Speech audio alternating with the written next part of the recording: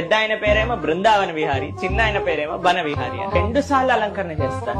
సాయంత్రం పూట night dress వేస్తారనమాట స్వామి.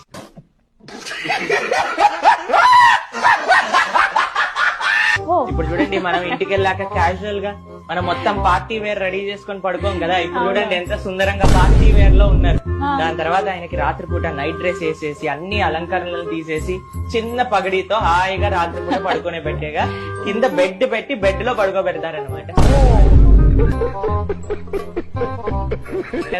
స్వామి శయనం చేసినప్పుడు ఆయన ప్రైవేట్ టైం, రెస్ట్ టైం, అది పర్సనల్ టైం. ఇక్కడ స్వామికి మధ్యాహ్నం పూట ఏసీ వేసి పడుకోబెడతారనమాట. మధ్యాహ్నం పూట రెస్ట్ ఉన్నప్పుడు. అందుకే ఇక్కడ ఏసీని కూడా మనం చూడొచ్చు. ఎండాకాలంలో 24 degrees లో టెంపరేచర్ పెడతాం ఈ ఆలయానికి. ఎందుకంటే స్వామికి ఇక్కడ చాలా వేడవుతుంది, స్వామి కూడా భద్రంగా ఉండాలి అని.